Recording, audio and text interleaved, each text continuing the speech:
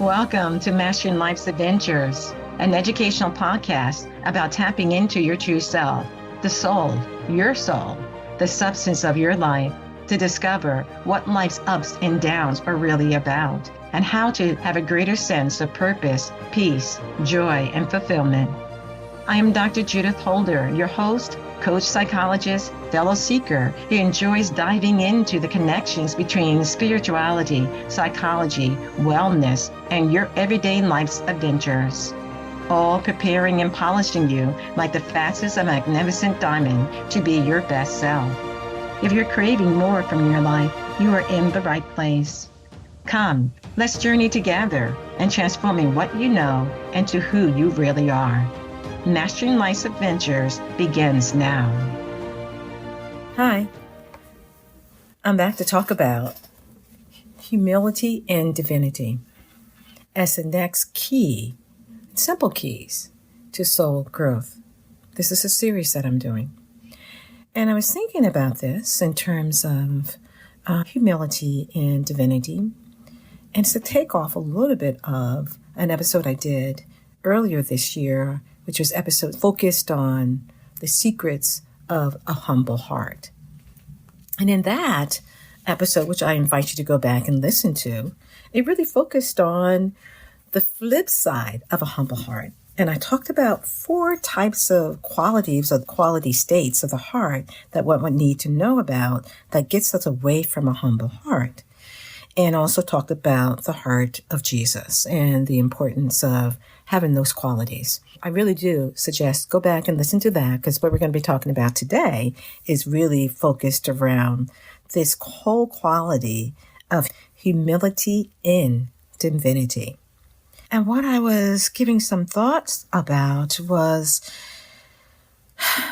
we still needed to talk about humility because it's such an important ingredient as one of these simple qualities or keys to walking a spiritual path, to helping to refine one's soul and soul's evolution, soul's growth. This is not talking about fake humility or human humility. And this is usually kind of this mask or this appearance that one is humble. But really, there's really some qualities of pridefulness or arrogance, or this quality of being Mr. or Mrs. Right in a humble way. And so all those are not necessarily qualities, and I shouldn't say not necessarily, I should say are not qualities of having what I'm talking about, humility in divinity. It's really a quality of discernment. And I've talked about discernment before, but you can go back and listen to as well. And it's learning the finer nuances of embodying the attributes of Christ, of our Creator, of Atman, of the I Am Presence, whatever higher power that you want to utilize, allowing you to have a greater sense of that wholeness, that's just as God is whole, we are whole too, but somehow we lose sight of that. And we don't think we're whole because we have this experience and we had this said to us and we had this done to us and this happened to us at work. And it moves us to feeling as if we're not whole, we're not complete. We feel really bummed out. We're feeling really down and trodden on the situations and experiences that are happening to us. So how can I have a greater sense of wholeness? That's a great question. And I'll probably talk about that periodically throughout this year. But one of the things I want to say is we have to change our perspective. We have to be able to understand these simple keys that allow us to lay the foundation to be able to have a greater sense of wholeness and completeness. And we've got to know what this is. We have to have Christ illumination. We have to have illumined awareness so that we can integrate into our lives. So these things that are happening to us, we are able to create a buffer zone. And yes, they're happening, but we're also, because we're tied in something greater than ourselves, have the innate or keen awareness of what we need to do in the situation that confronts us, that we're dealing with at home, at work, in our goals and direction that we have for ourselves, that we may find that we're not meeting those goals and directions. And so it makes us to feel as if we're less than or not fulfilling what we think we need to fulfill in our lives. Well, let's take a step back and let's get reconnected to, first and foremost, what are the keys that allow us to walk the path of growth and advancement of our soul and allow us to feel greater connection to something greater than our human existence. And that's a process. And we each have to kind of go through a degree of self-discovery and figuring out what these components and these things we want to fine-tune within ourselves. So we're operating at the appropriate frequency to have that greater attunement. And also, therefore, to have the abundance that is given to us in Christ. One of the things I was thinking about of how I wanted to provide this information to you about humility and divinity. I want to take each letter of humility and share my perspective about it, which then comes together as what I'm talking about when I say humility and divinity, for you to be able to reflect on, think a little bit about, see what you can apply, see how it works for you in your world, all towards working on your path to your greatness of who you really want to be. So the H is honor the truth. That we have to be aware that there are a lot of things in the world, and because they're all out there, doesn't mean they're all true to our nature and what we know to be true.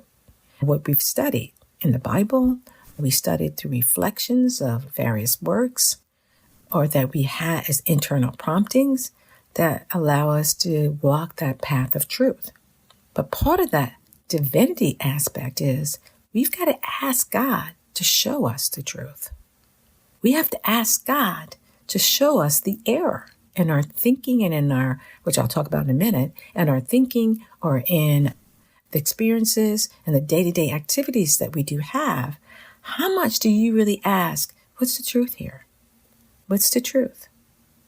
Probably not as much as we need to, because when we move towards a point of truth, whether it is painful or not painful to see the truth, because sometimes we don't want to see the truth because we think it's going to be too painful. So we say, no, we don't want to know it. We don't want to see it.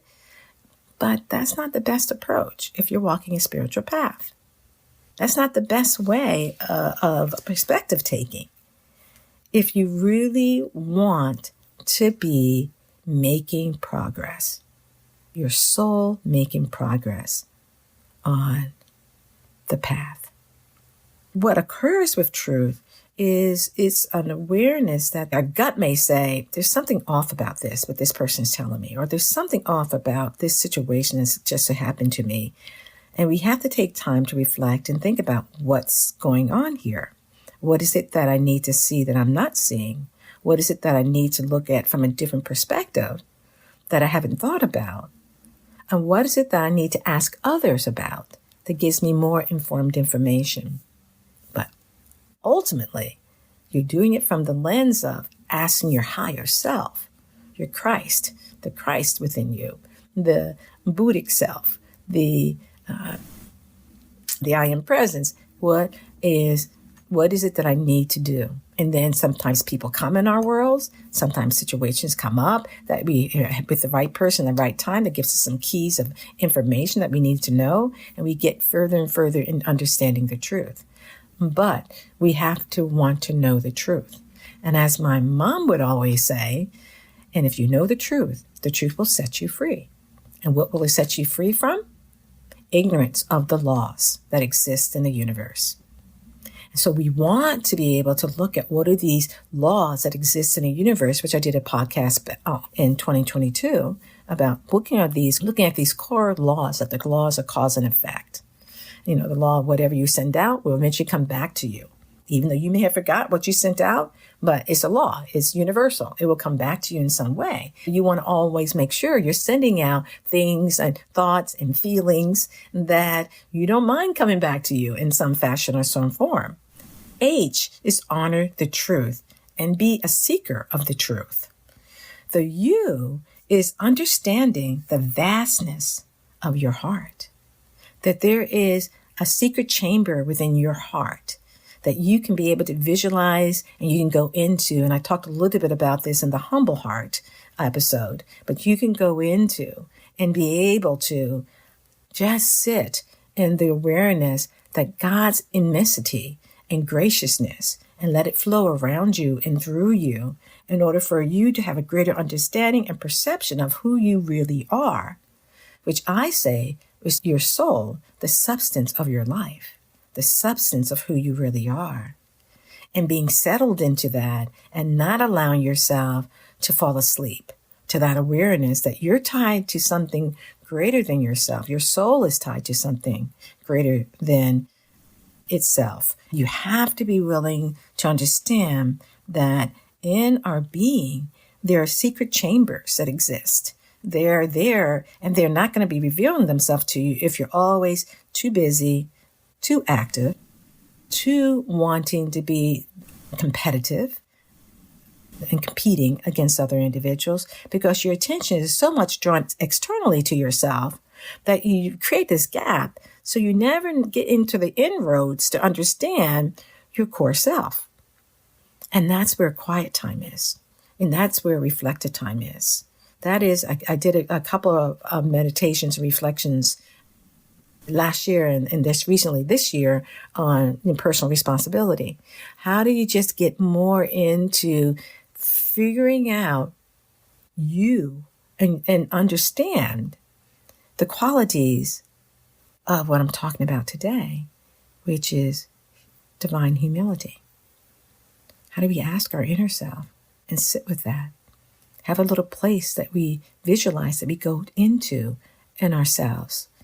Or we have a physical place we go that is a sacred space that we may go into that gives us the opportunity to be still. And I say that stillness is truly the substance of what you're trying to move towards. It's allowing you to be able to be in that quality of light and love and seeing yourself. Because the more loving we are, which I'm going to talk about in a little bit too, the more that it opens our heart to have a greater understanding of the dimensions that exist within our heart.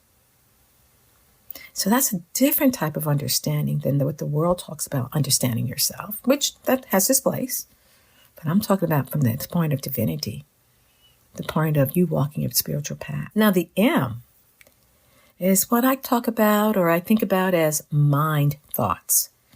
Mind thoughts is play off of words a little bit. Your mind's always thinking, right? But this mind thoughts that we can have that allow us to uplift us, or thoughts of kindness, of givingness. What can I do here to better the situation? Or this person may have done something that was not right, that was painful, that was hurtful. But do I continue to ruminate on all the pain, the hurt, and the disappointment that goes on? Or do I instead say, let me just kind of grapple with this a little bit and understand, and then seek understanding. Seek understanding, because there may be many things going on in the other person's world that you have no clue about, but the divinity within you does. The divinity within you knows many things. But if we just say, okay, how would I need to handle this situation? Not from a point of this ruminating thinking, and when I see them again, I'm going to do this, I'm going to say that. And you know what? I'm going to have an attitude, just like they had an attitude towards me. No. We have to stop ourselves. That degree of negativity, of thinking that's going on, disconnects us. And it disconnects us to this divine humility, or humility in divinity. God does not know that type of energy. So God cannot help us when we're seeking help, because we have not cultivated the quality of stillness, the qualities of kindness, the qualities of asking our inner self what we need to do in the situation that we find ourselves in. The mind can be like a monkey mind. It will travel and it will go from here to there, from tree to tree, and it will be unsettled, and it will get into comparing and get into saying what it thinks is going to be the right thing to say. You have to be the person, if you're developing this quality of humility in divinity, to say, stop. I see my mind jumping from here to here. I see my thoughts wanting to take revenge or hold resentments or get angry. We say, no, that's not the space that I am striving towards. That's not the space that I want my soul to exist in. I don't want to be polluted. I don't want my soul to be polluted by my own thoughts. We can have pollution within us, toxicity within us. And we are the only ones who can get that toxicity out of us by being mindful of hard thinking, being mindful of how we get triggered by certain events or situations or things that happen at work or things that happened at home or things that happen with our children or things that happen with acquaintances at a supermarket or in a business transaction. We have to be the ones to be aware of the thoughts that are taking place, and that when we get into that negativity, that's a warning sign. We have to move into, how can I be more charge neutral in the situation, or how can I be more centered, see the other side of the situation, correct where I can correct, let go of where I need to let go, and move into kind thoughts. Move into things that are uplifting. Move into reading things in terms of the scriptures or in terms of daily reflections that get your mind into a different state, which becomes important. The I is related to initiations. Yes, I think God gives us initiations to see where we're at on the continuum of things. See where we're at on the path of our evolution, our progress, our making steps in the right direction. And so when I talk about initiations, I mean they are literally like you're in a schoolroom and you get tests. You get tested to go from first grade to second grade, from second grade to third grade. Did you skip a grade? You get tests in college if you go to college. You get tests within trade schools if you go to trade school. It's a test that happened to us that we want to pass. And I think God gives us tests each and every day to make the path that is going to be the right path, or it's going to be a path that is the left-handed path. It may be the wrong path. That is not to the progress of our soul. These initiations can be very overt in terms of a person stepped on our toe and we get angry, we start screaming and ranting and raving at the person. Or we say, yes, that did definitely hurt, but you quickly pull in your energy and just say, what happened? Why did you step on my toe? And the person may say, well, I didn't mean to step on your toe. I'm so sorry about it. Please forgive me. And we can either take that statement of forgiveness, or we can say, no, I'm not going to forgive you. Those choices that we're making are initiations. The initiations of, are we going to go higher in our thinking and in our way of being? Or are we going to go sink down into despair and anger and hatred and fear and doubt, which is moves us as a disconnecting from our God source, our Atman, the I Am Presence, the Creator. It disconnects us. And we have to be aware that initiations gives us an understanding. That initiations gives us an understanding of where we're at in our mastery, our self-mastery. And that's what we're learning on planet Earth, is to gain mastery over our thoughts, our feelings, our reactions that are taking place on a daily basis. How do I maintain this really essential quality of harmony? And I'm not saying you're going to do it 24 hours a day in terms of maintaining harmony. We all have our ups and downs, but what we're trying to do is be more consistent and maintain a point of harmony, because harmony allows us to have that connection, like I mentioned in one episode, an umbilical cord to our Creator that flows through us, all the gifts and talents and energy that we need to do on a day-to-day basis in order to be our best self. One of the things that we're trying to do with these initiations is see them as opportunities of growth, opportunities of awareness, opportunities of seeing where we are on our self-mastery. of mastering situations that are happening within our lives. Now, the L is for loving regard. That we have this awareness that love is something that we're always trying to cultivate in all experiences that we're having. Even in the not so great experiences. I think we've all experienced them in life through loss or things not happening the way that we wanted them to happen, or through breakups that can happen, in relationship breakups or marital breakups that can happen, or through work when we had some work projects that we thought we did pretty good on, and now we get negative feedback about it, which makes us downtrodden about the negative feedback that we received. So we all have these things that can create these kind of boulders of anger and frustration and annoyance and irritability. But if we're talking about humility and divinity, those are not the qualities of a soul walking a spiritual path. They're not the qualities that will move you forward. But instead, they are the qualities of, you heard me talk about again and again, and will continue to talk about, the ego persona. We're reacting from the ego persona.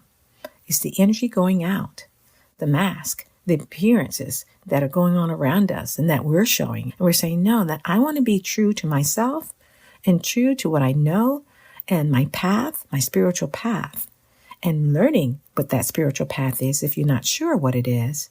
But life is always giving us tests and initiations on love. Either we're going to love or we're going to hate. Either we're going to love or we're going to be irritable. Either we're going to love or we're going to be disenfranchised or feeling as if we can't trust or distrustful of other individuals. And there may be some individuals you definitely don't hold as being trustworthy. That's fine. But can you see it from the lens of, I can still have a loving regard for the soul of this individual. I don't like their actions. I don't like their behaviors that they've done. But I am not going to get into this recalcitrance of being now angry at the person because of what they did. And so that bumps us out like a bumper car, like a bumper car. It bumps us out of the lane of mastering ourselves, mastering our reactions, and mastering the fact that one key goal that we're learning is to love. That's what Jesus came to teach us about. That's what many masters throughout the world, history, and saints have come to teach us about, is how to love in the midst of pain, how to love in the midst of disappointment, how to love in the midst of whatever's going on with us. And loving comes in many different flavors, through gratitude, through appreciation, through the ability to see the immensity of God's grace in our lives, in the lives of our loved ones, and the people that are around us. What we're really trying to do in understanding the different petals of love and appreciating that through having still time, through having reflected time, through readings that'll give you an upliftment and a joyfulness, which is a quality of love. Joyfulness is a big quality of love. And some believe that joy is the motor of life. It gets us around, so to speak. But we need to be able to remember when to switch up to love and when we're switching down to negativity, negative emotions, negative thoughts, and quickly turn the switch up and light the room and ask for guidance and direction when we need to. So the next that I want you to be aware of is what I call the I in humility. And that is ignorance of the ego. And that ignorance of the ego is we got to know when our ego's out there being pretentious, comparing, and always wanting us to be the first in every doing, this competitive nature. I'm not saying there's not some degree of competitiveness that you want to have, but not from the ego persona. Because the ego persona has a lot of ignorance. It doesn't have the qualities of the Christ mind. It does not have the qualities of knowing another way of doing something or acting in a different way, because it's disconnected from the God source, the creator, the I am presence, the Atman. It's disconnected from that. So it's kind of on the periphery living. And when I talk about periphery living, we're living in a world of effects. And it's not, the ego persona is not tied into necessarily the world of cause, first cause, which is God, and how to be able to keep tied to first cause. And one of those qualities is humility, because you understand your divinity and something you're tied into greater than yourself. Move away from pretensions of being boastful or having to be right all the time, and move into knowing that, God, you direct my path, you direct my thoughts, you direct the direction that I need to move in this particular situation that I'm finding myself in. Now, the T, what I call, and I've been talking about it a little bit, is thankfulness when I've talked about love. But it's a thankfulness and gratitude for all that God is giving to you, opening doors for you, known or unknown doors sometimes. And sometimes our prayer has to be, thank you, God, for opening things and doors and situations known or unknown to me that's been brought to me with greater goodness for me to be able to utilize, to serve or to help others, or to be able to do a job that much better.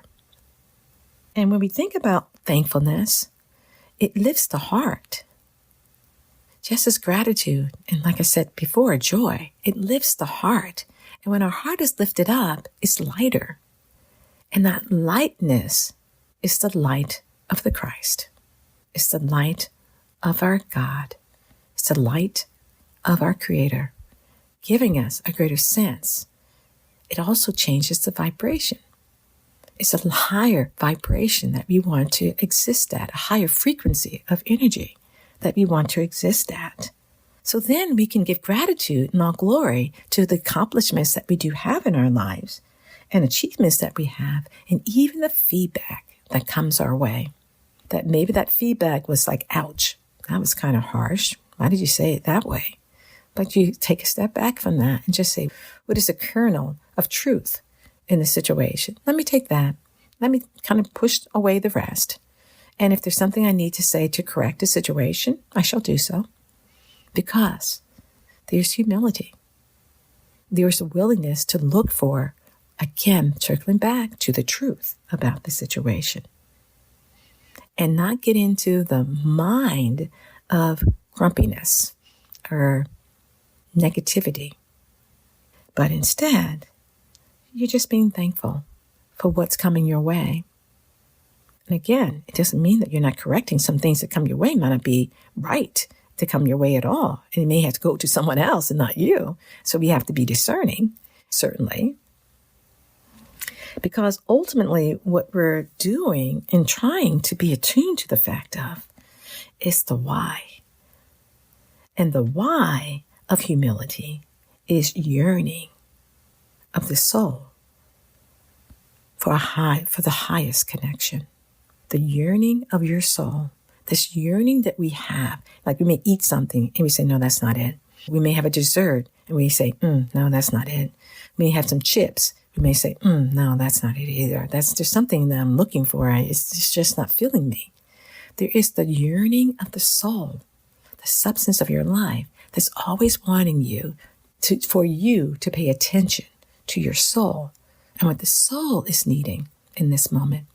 And we don't do enough of something I mentioned here, as well as in past episodes, that we don't do enough of checking in with our soul, trying to get a sense of what our soul is. And our soul can come through our intuition, and our soul can come through that promptings, which is a quality of intuition, that wants us to be aware of it. It comes through the time that we take for still time, reflective time, meditative time. And this time doesn't have to be an hour or 4 hours of meditation. It may just taking a few minutes periodically throughout your day and checking in with yourself. How are we doing today? Why is I feeling this way today? You're asking your soul So once it seems it has the awareness that you're interested, it starts revealing itself more and more. But like anything else, if it thinks you're not interested or you haven't really paid any attention to it, then it's like, well, becomes dormant, becomes quiet. And we sometimes feel as if that quietness means I got to fill it with something else. But no. Really, actually, your soul will periodically give you this yearning sensation, this yearning and wanting something more, this yearning to be fed with the substance of God, the Creator, the substance that you may read through spiritual books or Bible or through communion in a church, and wants you to feel it so that it can sing the song of the glory to God and the Most High. Think about humility and divinity as I've been talking about it. You may have different words you want to use to that. It's perfectly great. But those are some of my thoughts, because I think humility is really this balanced perspective. And you're looking at it, having a balanced perspective about living your life through the lens of your Creator, through Jesus, what Jesus would do in this situation, what my soul would do in the situations that are coming around me or confronting me. I'm having each and every day of my life, which is always moving you towards a greater alignment with your soul and your soul's progress to the Christ, to the Creator, to allow you to know there are certain virtues, there's certain attributes, there are certain laws that do exist in the universe, and there are certain ways of being that you want to emulate more. And one of those keys that we're talking about today is humility in divinity, or divine humility. Something to think about. Bye for now. Thank you for joining me for this episode on Mastering Life's Adventures, being your best self through soul evolution. If you have enjoyed what you've heard today, I would be delighted if you would share this episode with others, leave a thumbs up, and subscribe to my Mastering Life's Adventures podcast. Look forward to your joining the next episode. Please leave any comments or suggestions you might have below. Bye for now.